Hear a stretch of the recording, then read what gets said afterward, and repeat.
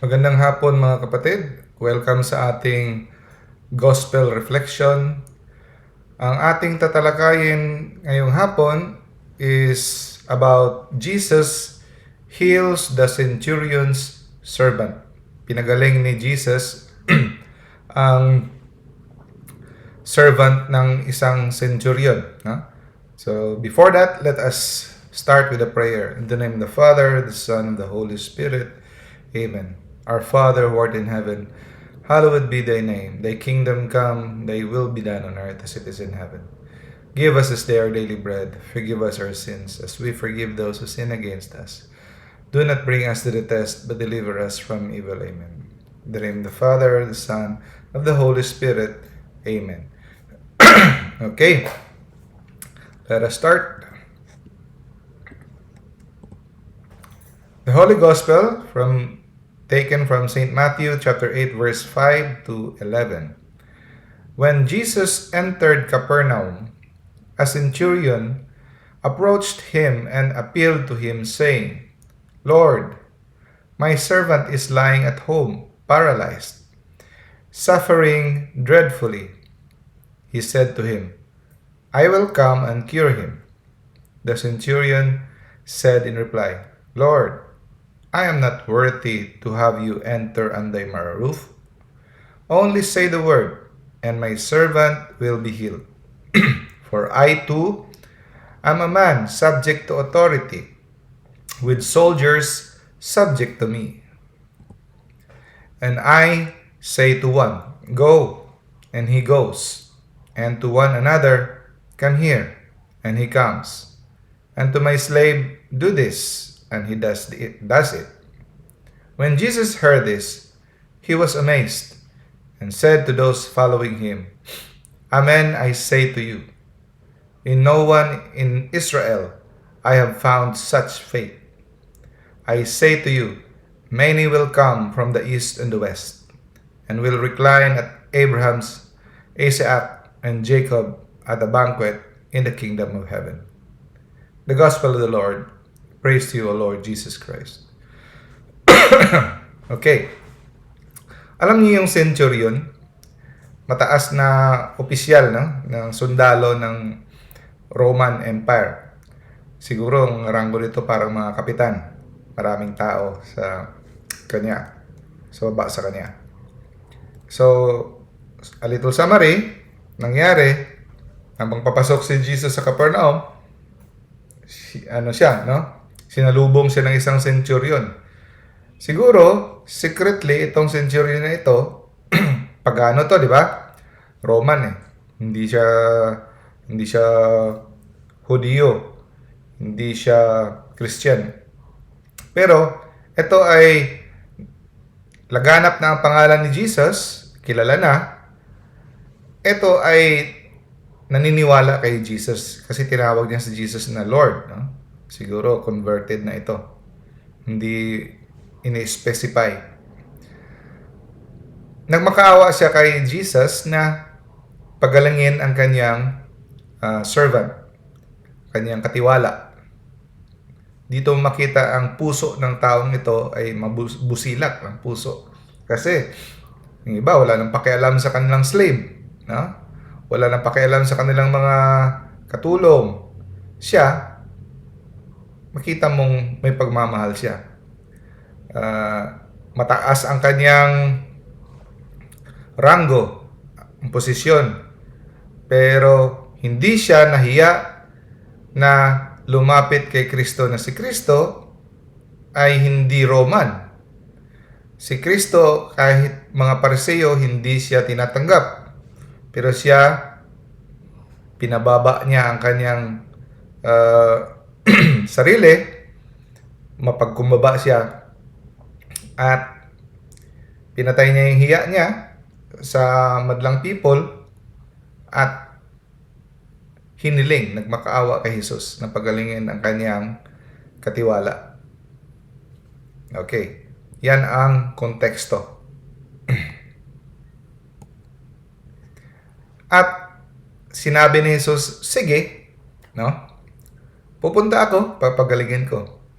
No? Pumayag si Jesus. Pero dito, ang sagot niya, ang kamangha-mangha. No? Ang sabi niya, anong sinabi niya? Lord, I am not worthy to have you enter under my roof. Only say the word, and my servant will be healed. Itong sinabi niya ni Centurion, ito yung ginagamit natin, ito yung sinasabi natin before Holy Communion. Ha? Lord, I'm not worthy to receive you under my roof, but only say the word, and my soul shall be healed. Ha? Hindi ko masyado alam sa Tagalog, English yung memorize ko. Hindi ako worthy. So, hindi ako karapat-dapat. Hindi ako worthy na ikaw ay pumunta sa bahay ko. No? Sabihin mo na lang, Lord, ang salita. At alam kong gagaling ang aking katiwala, ang aking servant. Yung iba, di ba, karamihan sa atin, gusto natin, pag may healer, pupunta talaga. Kasi medyo nagdududa pa nga tayo kung itong healer na ito, yung isang miracle worker, kaya niya pagalingin. Pero dito namang si Jesus sa kanyang pananampalataya na kahit hindi na siya papasok, ganun katindi ang paniniwala na para sa kanya, sabihin mo lang, Lord, alam ko, gagaling. Sabihin mo na, magbigay ka lang ng instruction. No? Kahit hindi ikaw mismo ang pupunta sa bahay. So meaning, para sa kanya, ganun ka makapangyarihan si Jesus. Na salita niya lang na pwede niyang ibigay sa kanyang mensahero, magpapadala lang siya ng representative or siya ba, sabihan lang siya. Ganun. No? At ito yung parati nating ginagamit sa Holy Communion. Ang kanyang pagkamakumbaba, no? Ibig na sabihin, hindi siya karapat-dapat, hindi siya worthy. Kung sa Bisaya pa, hindi takos. No? Hindi siya ganun kabanal, hindi siya ganun ka nararapat. No? Kasi si Jesus ay napaka-banal, napakataas, ang Diyos, siya, para sa tingin niya sa sarili niya, napaka-mababa para puntan. Kagaya din ng pag may presidente, senador, o napakalaking tao na piling mo ikaw ay hindi naman importante, mahiya kang pumunta sila sa bahay mo. Dumi-dumi ng bahay mo, maliit, mahiya ka. So sabihin mo, hindi na kailangan, no? Kakahiya naman para sa'yo. So parang ganon ang feeling ng centurion. No? Hindi niya tinignan ang kanyang status, na mayaman siya, malaki ang kanyang rango. No? Pero para sa kanya, hindi siya karapat-dapat. So ganon din ang ating dapat na attitude, no? Humility. Na bakit natin sinasabi yan? Kasi kahit gaano tayo kabanal, for example, kahit gaano tayo kamasunurin sa kautusan ng Diyos, kahit sinusunod pa natin ang Ten Commandments, nabubuhay tayo ng marangal, moral, banal, lahat tayo hindi pa rin karapat-dapat. No? Hindi pa rin karapat-dapat dahil pinapamukha sa atin, bakit gustong ng simbahan, ulit-ulitin natin yan, sabihin natin yan before confession, para madarama natin kung gaano ka-espesyal itong papasok sa atin. Para hindi natin ito parang gawin na parang wala lang, na parang cheap na bagay. Para mapasok sa ating kukute, no? Mapaghandaan natin na kung ano ngayon ang tatanggapin natin ay napakabanal. Na kahit sino pang santo no, na nilalang. Saint Padre Pio, Saint Dominic, no? Kahit sino pang lahat sasabihin, hindi ako karapat-dapat, no? Pero dito natin 'to makikita, no? Na kahit hindi tayo karapat-dapat dahil sa ang naglalagablab na pagmamahal ng Diyos, sinadya niya pa ring papasok sa atin, no? Na mamalagi sa atin. Yayakapin niya tayo buong-buo, spirit, body, divinity, papasok siya sa atin. So, sinasabi natin yan, pagpapakita ng pagpapakumbaba. Na hindi natin sabihin na, sige Lord, pwede ko pumasok dahil banal ako, mabait ako, moral ako, no?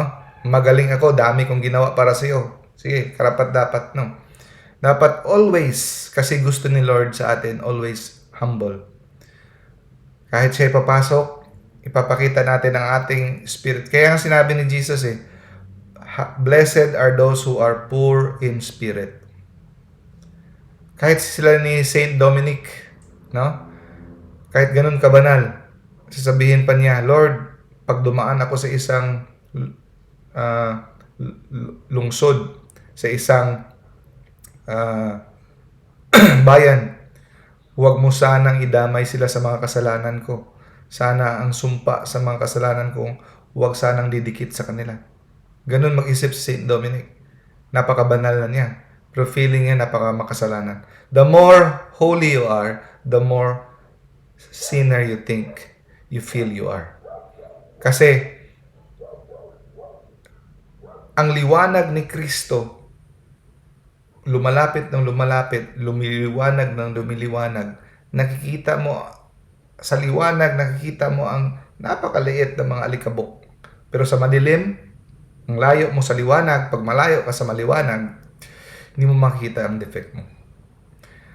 So, yun ang ibig sabihin. At hindi ito ibig sabihin, mga kapatid, ang iba, akala nila, ito? Kumpisal. Na, Lord, I'm not worthy that you should enter under my roof, but only say the word. Sabihin mo lang, at ako ay gagaling. Ibig sabihin, akala nila, kahit may mortal sin ka, pwede ka nang mangumpisal. Pwede ka nang mag-communion. Hindi po. Ang napapatawad sa misa, ang venial sin lang. Ang mortal sin, kailangan mo talagang pumunta sa pare, sa sakramento ng kumpisal. No? Hindi to, yung iba, hindi na nangungumpisal. Nagko-communion na lang dahil akala nila ito ay, pag sinabi mo to, gagaling ang iyong kaluluwa. No, hindi yan ang turo ng simbahan. At lalo na, nung sinabi to ni Pope Francis, ginamit to ng mga liberal, modernist na mga Katoliko, yung mga hindi seryoso sa pananampalataya, mga tamad. At may mga taong simbahan rin na ginagamit ito, tinitwist nila, gaya ng ibang mga erehes na mga sekretong pa-erehes na mga pare. Iko-quote nila si Pope Francis. The Eucharist, sabi kasi ni Pope Francis sa kanyang writing, the Eucharist, although it is the fullness of the sacramental life, it is not a prize for the perfect, but a powerful medicine and nourishment for the weak. So, i-quote nila ito at sabihin, kita mo? Yung iba, hindi na nagpapakumpisal. Sabihin nila, pwede na kayong basta importante, magsimba lang kayo, mapapatawad na automatic mga kasalanan nyo. Pwede kayong mag-communion. Kaya may maraming mga pare, hindi lahat, marami, hindi na tinatamad magpapakumpisal dahil ito yung ginagamit nila. Tama itong sinabi ni Pope Francis, hindi ito mali. Tama ito.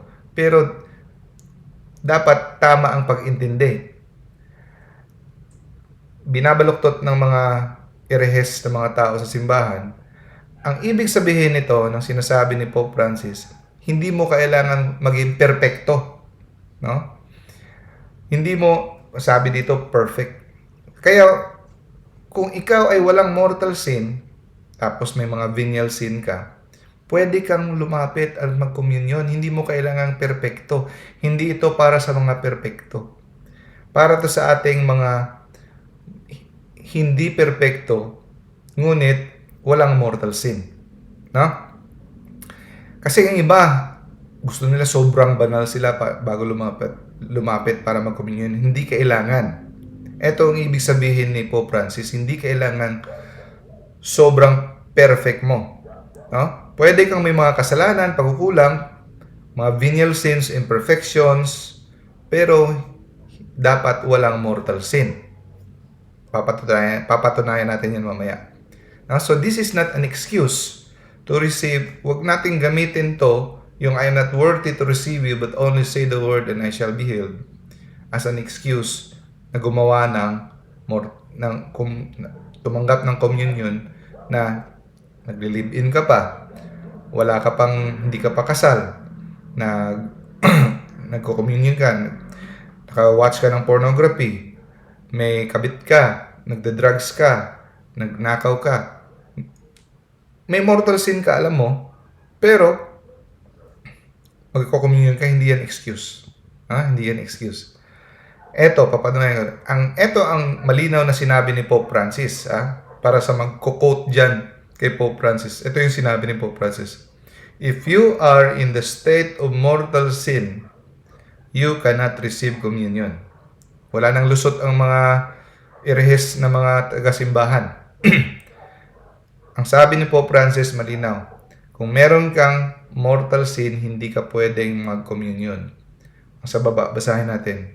Any Catholic who has committed mortal sin cannot receive Holy Communion unless they have been to confession, Pope Francis said. Malinaw, sinabi ng ating Santo Papa, magkonpisal ka muna before ka mag-communion kung meron kang mortal na kasalanan. At ito ang sinabi ng Catechism of the Catholic Church, paragraph 1385. We must prepare. Kasi napaka-banal ang papasok. Kaya nga sinasabi mo na hindi ako worthy. Kahit sinunod mo na ang lahat ng mga kautusan ng Diyos, hindi ka pa rin karapat-dapat. Kasi the Lord is pure holiness, majesty. No? He's the King of Kings and Lord of Lords. Kailangan natin mag-prepare. Kailangan natin 1 hour fasting. No? We have to understand. Sabi ni St. Paul, whoever eats the bread and drinks the cup of the Lord in unworthy, hindi karapat-dapat, no? Dahil sa mortal sin, is guilty of profaning the body and blood of the Lord. And you will bring judgment to yourself. Ang sabi, anyone conscious of grave sin, meaning mortal sin, must receive the sacrament of reconciliation before coming to communion. Yan ang official teaching ng simbahan. Walang makakapagbago niyan. Kahit for example, may papalit kay Pope Francis, tapos sabihin niya, pwede na kayo mag-communion kahit may mortal sin. Hindi pwede mabago. Doktrina, dogma ng simbahan, walang makakapagbago na tao. Kasi yan ay divine revelation. Okay. Now, so kahit hindi tayo karapat-dapat, no? Lahat naman tayo hindi karapat-dapat. Pero may minimum requirement. Kasi palusot na iba. Lahat naman tayo makasalanan, wala namang perfecto. Yan, totoo, walang perfecto. Pero may minimum requirement. Kailangan merong sanctifying grace sa kaluluwa mo. Meaning, merong charity. Ang meaning ng charity ay you love God, no, with all your heart, mind, and strength. Love God, no, and your fellow men. So, pag meron kang charity, meron kang minimum requirement, you love God, meron kang sanctifying grace. Matatanggal lang yan kung may mortal sin ka. So, minimum requirement yan. Dapat buhay ang iyong kaluluwa kung ikaw ay tatanggap ng communion. Kasi pag gumawa ka ng mortal sin, ang ibig sabihin, mas pinili mo ang kasamaan, mas pinili mo ang iyong kagustuhan kumpara sa Diyos. Kumpara sa kalooban ng Diyos. Sinunod mo yung iyong kalooban laban sa kalooban ng Diyos. So parang sinabi mong, ayaw ko na sa iyo, Lord. Parang sinabi mong, ayaw ko na sa iyo. No? So, parang ang mangyayari dito, parang meron kang signboard na ayaw ko sa iyo. You are not my king. You are not my president. Tapos pasok ka. Di ba? Parang kang hiya. Parang kang timang. Di ba? Ang kaluluwa mo nagsasabi na ayaw ko sa iyo dahil pinili mo, example, bawal mag adultery. So you are living in sin with other woman, other man. Hindi mo kasal, naglilive-in ka. So kahit sabihin mo pa ng utak mo na I love you Lord, pero ang ginagawa mo, ang buhay mo ay nagsasabi na ayaw mo kay Lord. Yan ang ibig sabihin ng mortal sin. So kahit sabihin mo pang I love you, praise the Lord, hallelujah, God will make a way, alive forevermore. Pero yung buhay mo, nanonood ka ng pornography, ang sanctifying grace sa buhay mo ay wala. Andyan pa ang mortal sin mo. Ang sinasabi ng kaluluwa mo, ayaw ko sa iyo, Lord. Tapos, tatanggapin mo siya sa communion. Yayakapin mo siya. So, conflicting. So, merong minimum requirement, mga kapatid.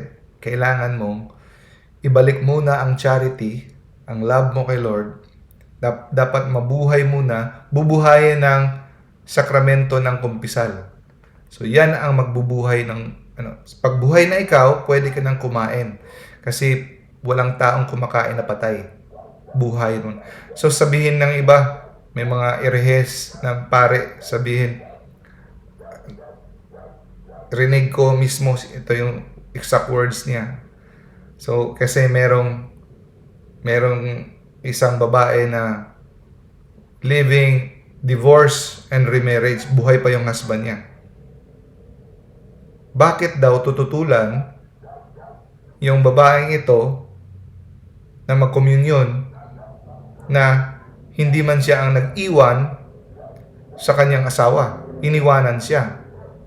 Kaya meron siyang kasama ngayon, meron siyang asawa kasi nasa Amerika siya, pero Pilipino. Pinagbawalan siya ng communion nang nalaman ng pare na divorce siya and remarriage. So, itong pare na ito, nagalit kasi daw bakit pinagbawalan. Kasi daw, iyak na iyak yung babae dahil gusto niya mag-communion. Because ang rason ng pareng ito, she needs the Lord more than ever. She needs the Lord now, the Eucharist, more than ever. Mali na pagkaintindi, mga kapatid. Kasi, ang dali-dali lang naman magkumpisal. Ang dali-dali lang naman baguhin yan eh. So parang sinasabi mo, magpapatuloy ka sa buhay mong makasalanan, parang sinasabi mo, ayoko sa iyo, pero gusto kita. No? So hindi pwedeng dalawa, mamili tayo. Pag ikaw ay nabubuhay sa mortal na kasalanan, pumunta ka sa isang sakramento na dinesign ni Jesus para buhayin ang iyong kaluluwa. Hindi yung magsushortcut ka. You will receive Jesus Christ in the Eucharist na hindi ka naman makikidabang dahil patay ang iyong kaluluwa. Ang Eucharist is nourishment para tayo ay lumago. Pagkain ito. At ito ay makakapasigla sa atin, pero kailangan ang ating kaluluwa ay buhay. No? So,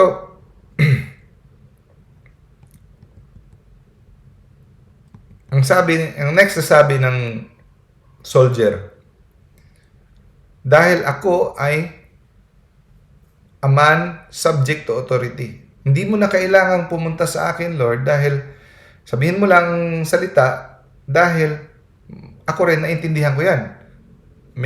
Opisyal ako. Alam ko yung mga otoridad. May tao ako sa baba, no? May mga soldiers ako na inahandol. Pag sinabi, inutusan ko, susunod siya. So dito natin makikita na ang taong ito ay familiar in the exercise of authority. Speaking of authority, ito ay gift ni God sa atin, no? Authority. Makakatulong to sa ating society, sa ating family life, sa ating church. So meron tayong hierarchy.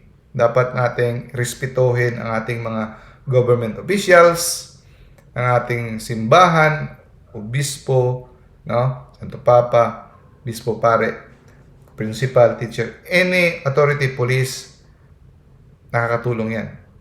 Father, mother, no? Pag ginamit natin sa tama ang authority, structure, ang laking tulong ito. Ang Diyos ang nagtatag ng authority.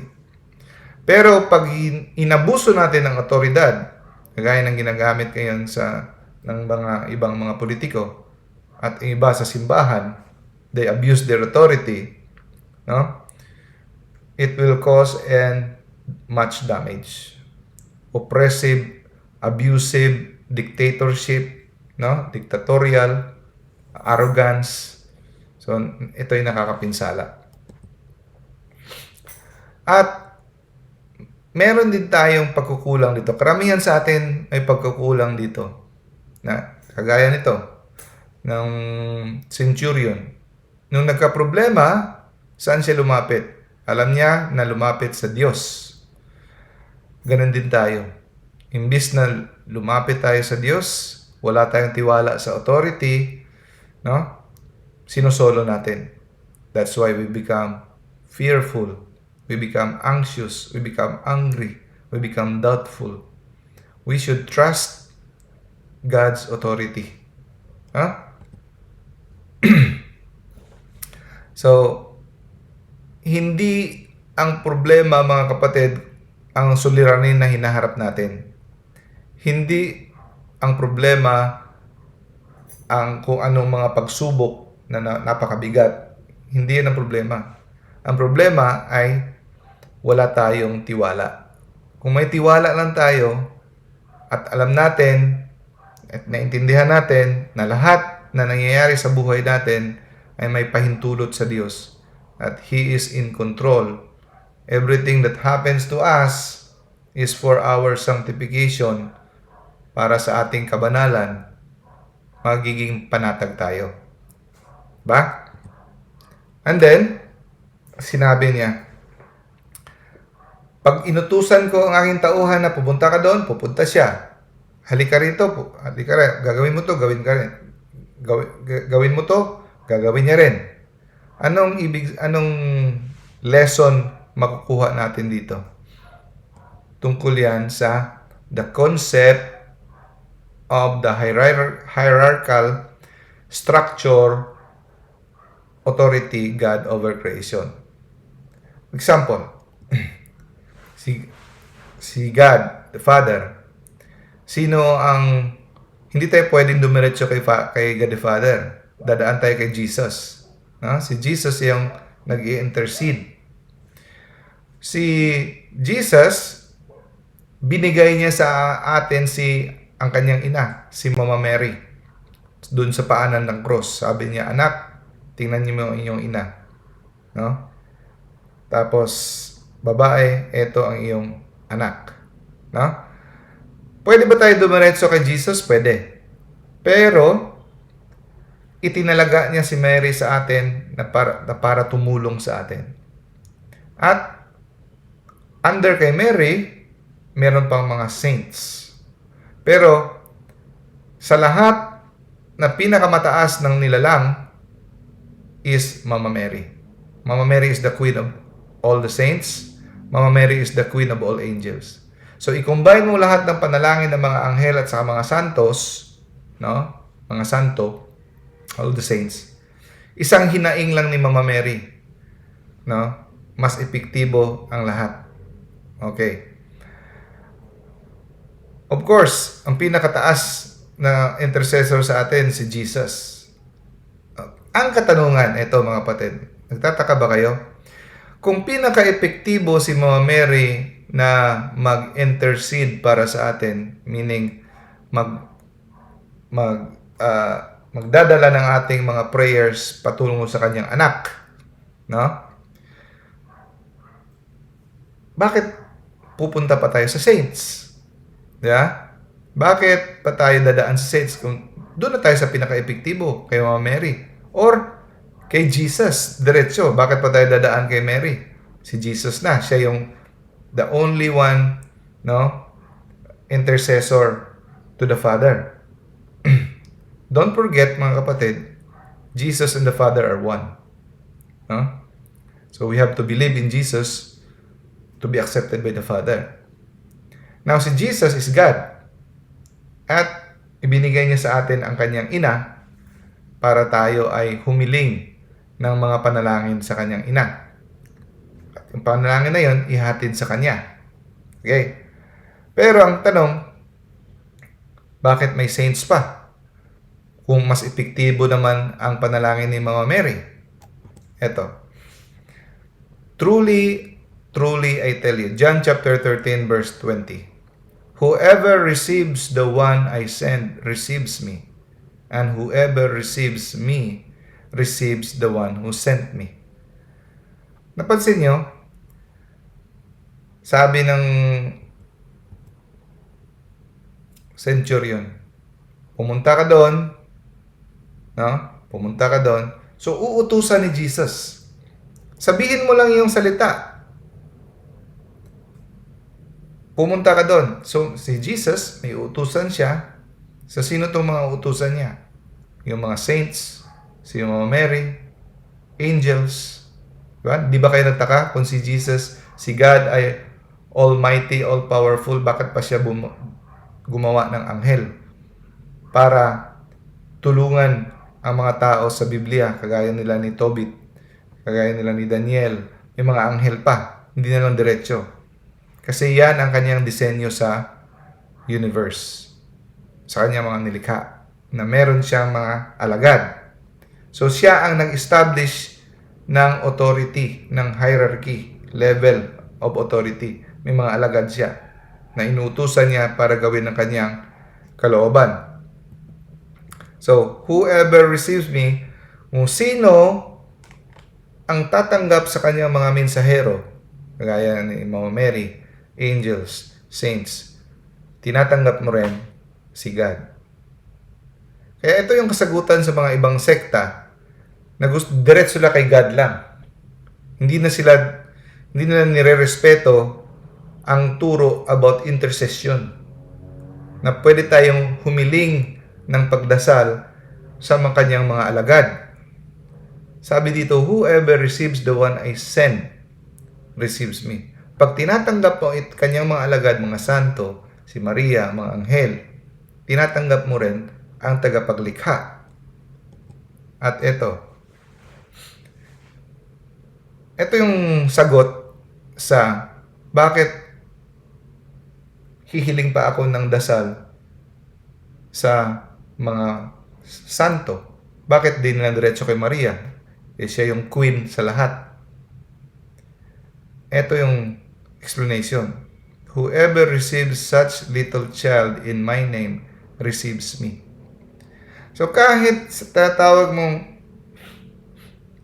itong mga maliliit na mga santo, magpapapray ka sa kanila, magkoconnect yan kay Mama Mary, magkoconnect yan kay Jesus, nagpapakita ka, nagpapakumbaba.